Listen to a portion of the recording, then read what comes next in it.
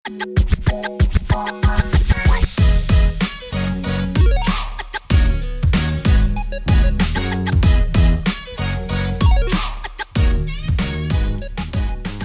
반갑습니다. 김호환입니다.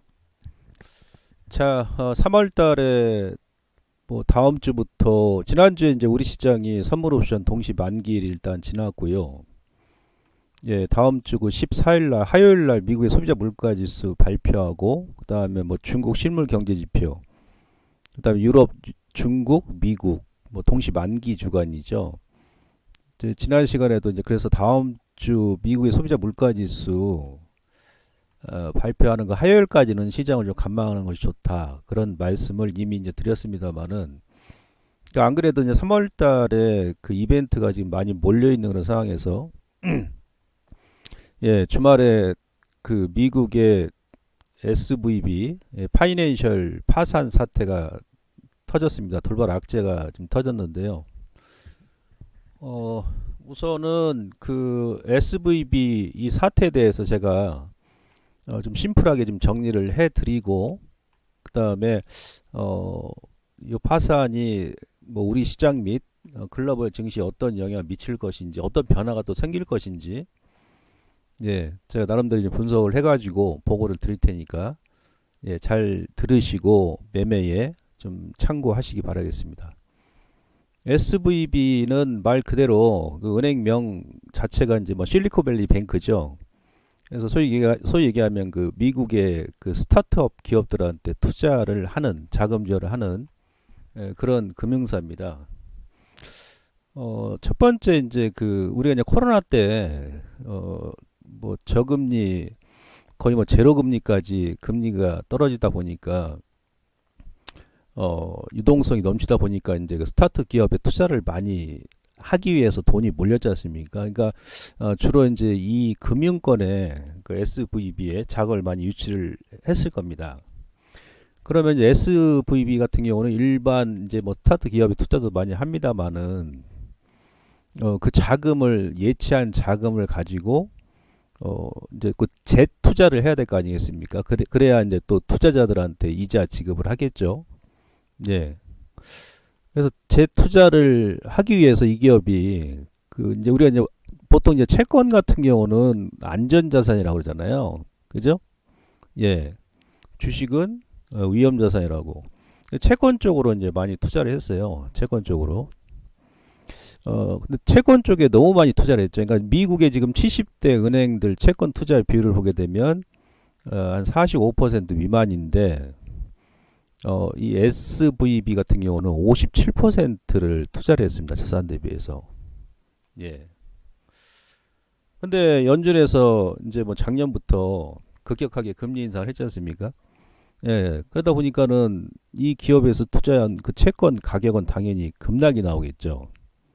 그죠? 금리 인상 들어가니까. 그러니까 국채 수익률 올라가고, 채권 수익률 올라가고, 채권 가격은 많이 떨어지겠죠. 이따 제가 뭐 그림을 보여드리겠습니다만은. 예, 그러니까 지금 SVB가 투자했던 그 투자 자산, 그러니까 채권 가치가 이제 하락이 나오면서 평가손이 일단 발생을 한 거죠, 그동안. 그럼 어떻게 됩니까? 신규 예의금이 유입이 감소를 하고, 그죠? 예, 돈이 또 이제 안 도니까.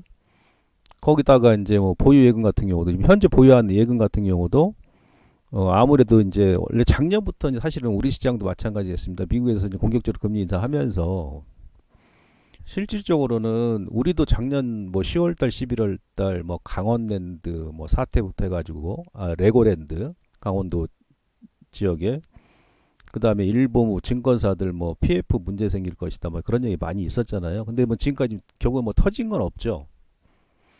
예, 실질적으로 작년 한 1년 전부터 사실은 연준에서 금리를 연준뿐만이 아니고 글로벌 주요 그 중앙은행에서 급격하게 인상하면서 사실은 이제 금융 생태계가 좀 파괴를 그동안 돼 왔던 거예요. 1년 전부터. 그러다 보니까 이제 뭐 뱅크런 우리 뭐 작년 연말에 뭐 레고랜드 사태 얘기 나오듯이 아니면 뭐 일부 증권사들이 부동산 PF에 자금 묶여가지고 예, 문제가 될 수 있다. 그런 유머가 나돌듯이 이 기업 같은 경우도 실질적으로 이제 뱅크런 사태가 일부 좀 생겼었다. 그러니까 신규 자금이 위험하니까 투자자들 입장에서는 추가적으로 유입을 안 하는 거죠. 있는 것도 지금 빼는 거죠.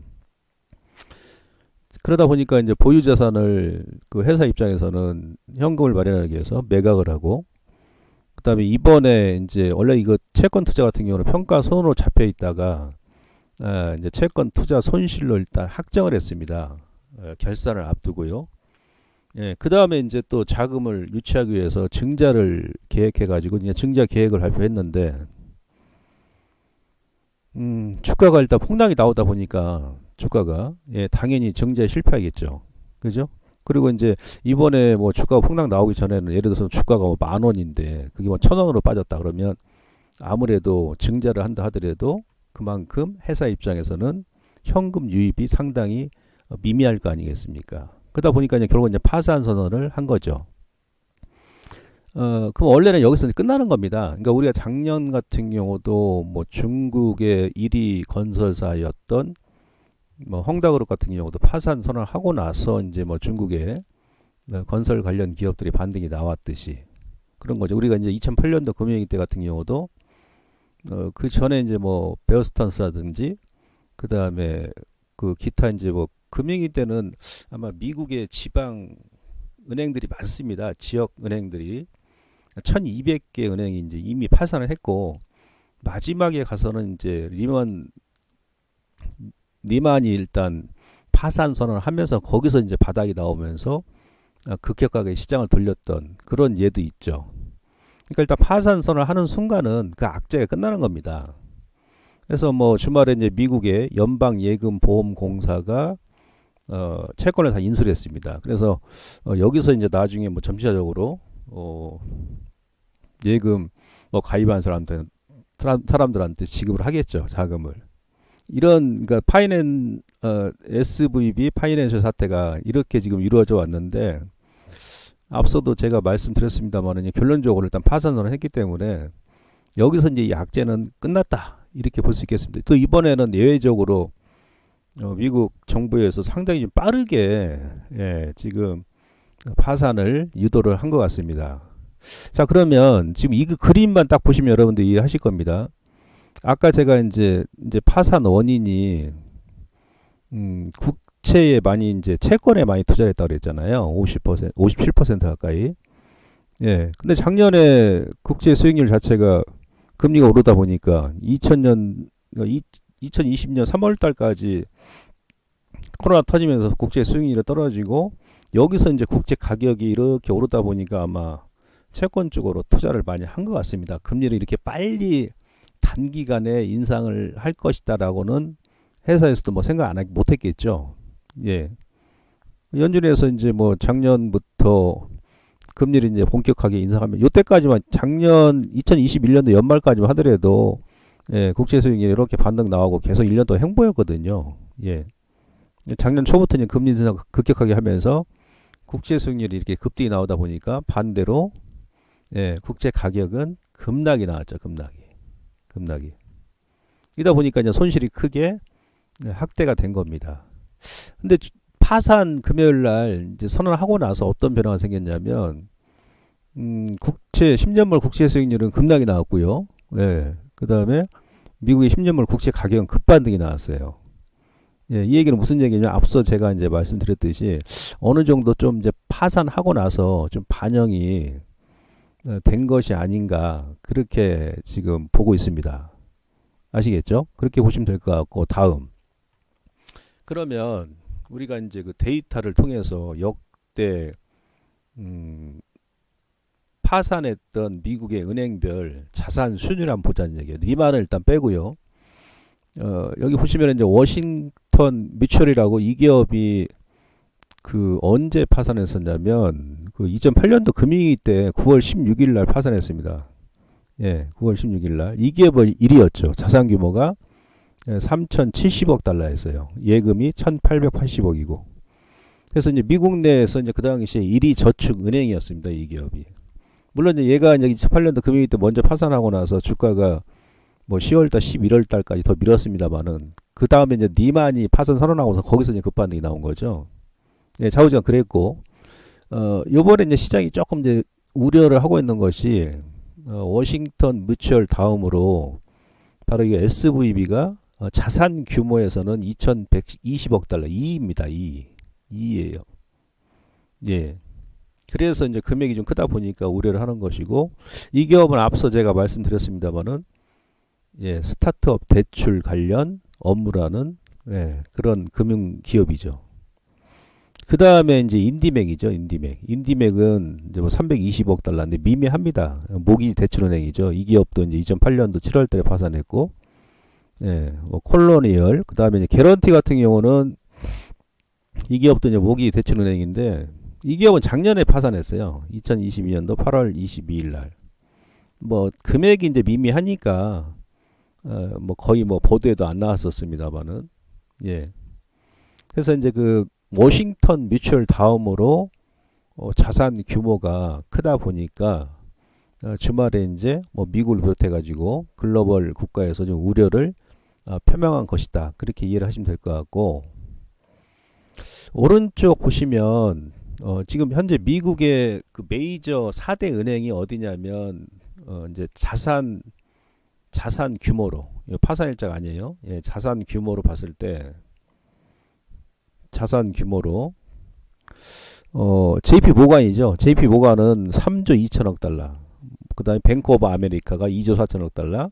시티은행이 1조 8천억, 웰스파고가 1조 7천억 달러예요. 그러니까 이 네 기업이 미국의 4대 메이저 은행입니다. 예? 금융권이죠. 근데 뭐 워싱턴 뮤추얼이라든지 뭐 SVB 같은 경우는 거의 뭐 10분의 1 정도밖에 안 되죠. 금액 자체가. 예. 그러니까 만약에 이들 기업 중에서 뭐 문제가 생긴다 그러면 그때는 문제가 생겨요. 저는 개인적으로 봤을 때. 네. 근데 이제 뭐 SVB까지 본다 그러면은 사실은 제가 봐서는 전반적으로 그 시스템, 금융 시스템의 위기까지는 오지 않을 것이다. 예, 그렇게 지금 판단이 됩니다. 왜냐하면 그 워싱턴 뮤추얼 같은 경우도 2008년도 9월달에 뭐 파산했을 때 그때 시장이 크게 안 밀었었거든요. 여러분들 뭐 차트 보시면 아시겠습니다만은. 예. 근데 이 네 개 메이저 은행 같은 경우는 상당히 지금 자본이라든지 뭐 자산이 견조합니다. 예. 왜 그러냐면 이미 이들 기업들은 작년에 연준에서 작년 6월달에 예, 미국의 그 34개 소위 얘기하면 약간 대형 은행들이죠. 예. 34개 대형 은행들 그 스트레스 테스트를 했습니다. 예. 그 기준이 뭐냐면 경기 침체 최악 상황이 온다 할 때도 견딜 수 있을 정도. 예? 예. 과연 견딜 수 있을 것이냐. 그 기준 가지고 작년 6월 달에 이 메이저 그 34개 대형 은행들 스트레스 테스트 했는데 다 통과했습니다. 예. 그 하단에 보시면요. 그 이제 그 당시에 그 스트레스 테스트 했을 때 그 기준이 뭐냐면 미국의 실업률이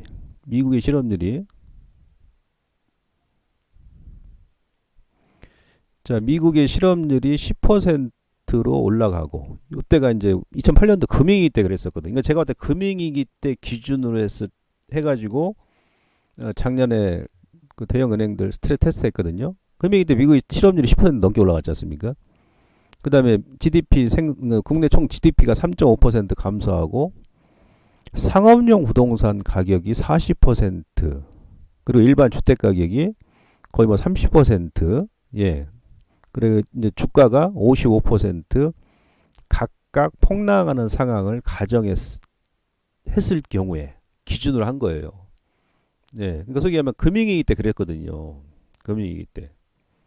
근데 현재 지금 미국이 그렇습니까? 실업률이 지금 3.6이죠. 이번에 조금 올라가지고 전월 대비해서. 부동산도 이제 꺾입니다만은 아직까지는 지금 부동산은 이제 내년 정도 가야 됩니다. 본격적으로 미국 같은 게 꺾이려면. 예. 거기다 이제 그 테스트 결과 34개 대형 은행의 평균 자기 자본 비율은 9.7%, 거의 10% 육박하죠. 기준치가 원래 4.5거든요. 기준치 대비해서 2배 높게 나왔지 않습니까? 오른쪽에 보시면 이게 이제 그 34개 은행이에요. 34개 은행. 예. 근데 이 34개 은행이 이제 작년 기준으로 했을 때는 자산 규모가 2,500억 달러 이상인 금융권들 대상으로 했거든요. 2,500억 달러. 이 34개 금융권 중에서 SVB는 포함이 안 돼 있어요. 아까 제가 이 그림 보여드렸죠. 예, SV, 그러니까 2,500억 이상 되는 금융권 위주로 그 34개 스트레스 테스트를 했는데 SVB 같은 경우는 예, 2,120억 달러잖아요. 얘는 이제 포함이 안 돼 있었던 겁니다.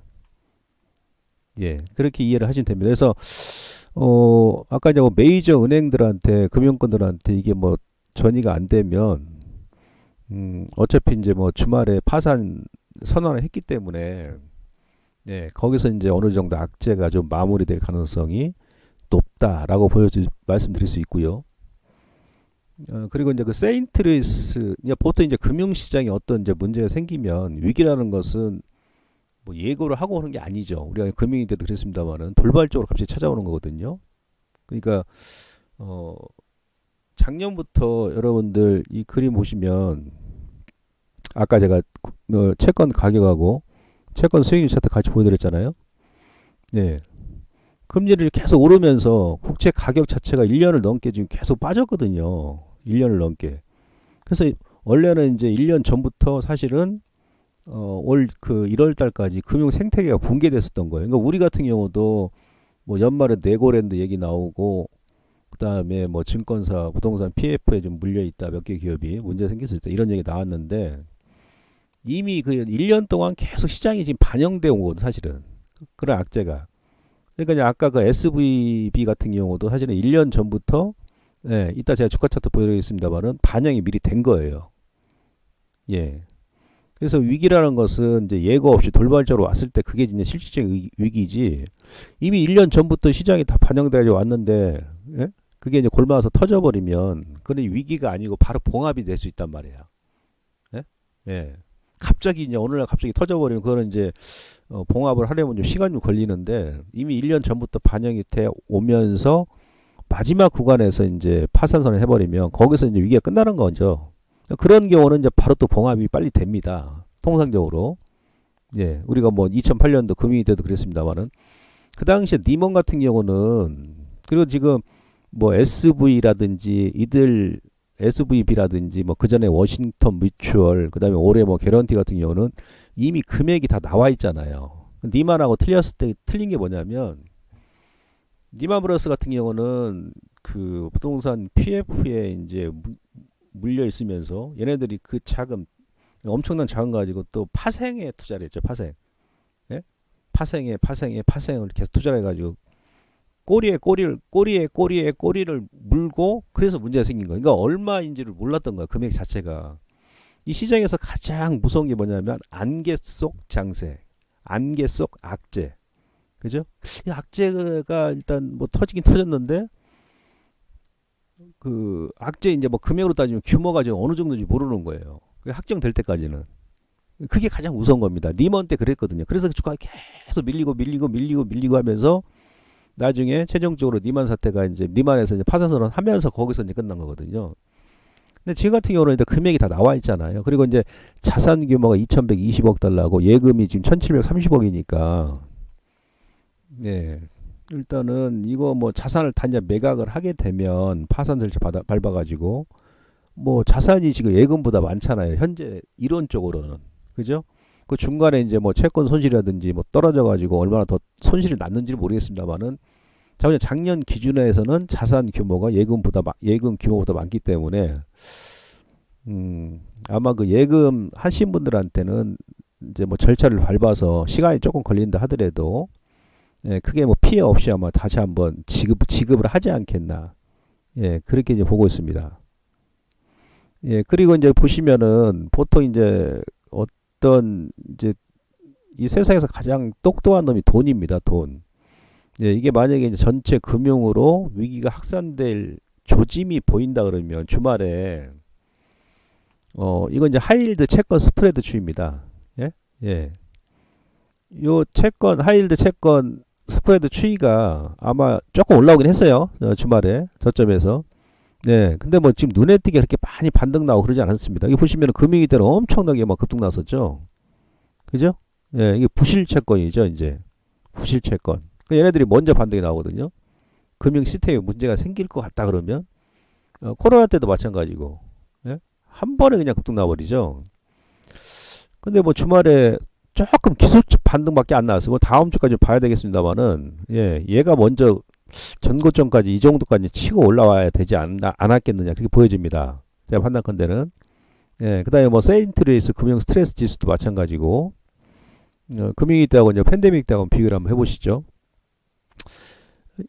그래서 제가 이제 정리를 좀 해드리자라면, 요게 이제 안 그래도 우리 시장이 제가 다음 주까지는 좀 여러분들께서 좀 관망을 하시고 현금만 20-30% 확보해 오시고 시장을 좀 바라보는 게 낫다 이렇게 말씀드렸는데, 안 그래도 이제 주말에 이게 터졌지 않습니까? 그래서 뭐 다음 주 말까지는 아마 최소한 요 SVB 영향이 시장에 영향을 미칠 겁니다. 그러나 이게 긍정적인 시나리오와 부정적 시나리오 제가 이렇게 구분을 한번 해봤는데, 첫 번째는 이게 이제 앞서 그 말씀드렸듯이 이게 1년 전부터 계속 금융 생태가 이제 파괴됐었기 때문에 1년 전부터 서서히 반영돼 왔던 것이다. 이제 그 약재가 이제 반영됐다. 두 번째는 이제 대형 금융업종한테는 위기가 확산될 가능성은 상당히 낮습니다. 오늘 뭐 우리 정부에서도 뭐 그렇게 밝혔습니다만은. 그 다음에 주요 은행 예대 비율이 작년 기준에 했을 때 69%, 2019년도에 이게 80%도 좀 넘었었거든요. 상당히 낮은 수준을 지금 기록하고 있다. 문제는 대형 금융사로 전이가 되는지 여부가 그게 문제거든요. 근데 제가 봐서 그럴 리가 없고, 그래서 이제 주말 같은 경우 JP 모건 같은 경우는 주가 오히려 올랐어요. 골드만삭스 이제 빠졌습니다만 다우 30개 종목에서. 예, 대형 은행주 같은 경우는 주가가 뭐 소폭 반등 내지 하방 경직을 확보하고 일단 마감을 했습니다. 반대로 이제 중소형 지역 은행 같은 경우는 뭐 뱅크런 부담 때문에 주말에도 뭐 주가 좀 많이 밀었었고요. 이렇게 되면은 이제 연준에서 아마도 3월 22일 날 있을 FMC 회의에서 원래 그 지난주까지 0.5% 포인트 금리 인상을 한다라고 기정사실을 했지 않습니까? 그때 또 미국 시장이 좀 지난 초반부터 좀 밀렸던 것이고, 예. 근데 지금 SVB 파산 문제가 생기면서, 예, 여기서 또 금리 인상 해버리면 지역 은행들이 더 큰 문제가 생길 거 아니겠어요. 그래서 연준의 금리 인상 종료 시점이 앞당겨질 가능성이 높다는 얘기예요. 이때는 또 시장에서 환호하겠죠. 이미 SVB는 파산했기 때문에. 부정적 시나리오는 당장 끝나지 않고 제2의 이제 SVB가 등장할 것인지 여부가 중요한데, 뭐 몇몇 지방 은행 같은 경우는 나타날 가능성이 있습니다만은 금액이 이제 자산 규모가 크지 않으니까 설령 발생한다 하더라도 시장에 미치는 영향은 좀 제한적일 것이다. 예, 그렇게 보여지고, 중소형 지역 은행주 같은 경우는 당분간 이제 주가 하락이 불가피하다. 그게 이제 또 미국의 개별주에 좀 영향을 미치겠죠. 그리고 심리적으로는 뭐 빠르면 다음 주, 늦어도 3월 22일 날 다다음 주 FOMC 회의 때까지 좀 투자 심리가 위축될 가능성이 있기 때문에 일단은 뭐 기존에 여러분들 제가 말씀드렸듯이 조금 다음 주까지는 시장을 조금 더 관망하시는 전략이 좋다, 이렇게 말씀드릴 수 있겠고요. 이 그림 보시면 지금 차트에도 나와 있습니다. 그죠? SV가 이제 이거 주봉인데 SVB 파이낸셜 급락이 나왔죠. 급락 나오면서 지금 보시면은 이 미국의 10년물 국채 가격 차트하고 똑같죠. 차트가. 그죠? 국채 가격 올라갈 때 여기서 주가 이제 급등 나오고, 예. 그 다음에 이제 10년물 국채 가격이 급락이 나오니까 같이 주가가 미리 1년 전부터 빠져왔던 거예요. 그래서 여기서 파산 선언을 하면서 이제 한번 확 밀어버린 거죠. 근데 주말에 이제 파산을 하면서 미국의 국채 가격은 반등이 나왔습니다. 이렇게 반등이 나오고 국채 수익률은 하락이 나왔습니다. 이렇게. 그래서 이번에 SVB 파산 선언을 기점으로 해가지고 미국의 국채 가격도 저점이 나온 게 아니겠느냐, 이렇게 저는 생각하고 있습니다. 그러면 이후에 이제 국채 가격이 저점 나왔다는 얘기는 국채 수익률은 고점이 나왔다는 얘기죠. 그래서 아마 연준에서 잘하면 이번에 금리 인상하게 되면 거기가 이제 마지막 금리 인상 구간이 이번 FOMC 회의에서 종료가 될 가능성이 높다. 금리 인상 피크점이 나올 가능성이 높습니다. 예, 왜냐하면 또 지난주에 캐나다 중앙은행이 원래 연준보다 먼저 움직이는데 캐나다 중앙은행에서 금리 이제 그 중단 선언했거든요. 동결했잖아요. 4.5로. 예. 그래서 이번에 미국이 0.25% 포인트 올리면 5%가 됩니다. 거기서 이제 금리가 인상 시점이 종료가 되지 않겠나. 이러면 이제 연준, 그러니까 3월 22일 날 FOMC 회의 이후에 또 오히려 시장은 또 급반등이 나올 수 있기 때문에 그 부분도 여러분들께서 참조하시고, 다시 한번 제가 말씀드립니다. 다음 주까지는 어찌됐든 간에, 왜냐하면 지금 코스닥 같은 거 제가 말씀드렸죠. 지난주에 개인들이 안 그래도 조정 나올 자리죠. 미국이 저 SVB가 아니다 하더라도 우리 시장 내부적으로 조정이 나올 자리예요. 왜? 개인들이 지난주 10일까지 2조 한 4천억을 매수했습니다. 이거 3월 9일까지인데 3월 10일 날도 3천 몇백억을 매수했거든요. 이래가지고 못 간다는 얘기예요. 예, 근데 여기서 이제 SVB가 터져버리니까 좀 더 조정이 좀 나올 가능성이 높겠죠. 그래서 다음 주까지는 여러분들께서 추가적으로 제가 그동안 계속 말씀드렸습니다만은 예, 종목별 비중 및 타이밍 조절을 하시고 다음 주까지는 그렇게 일단 대응하시고 그 이후의 전략은 제가 다음 주 주중에 다시 한번 제시를 해 드리도록 하겠습니다. 고맙습니다.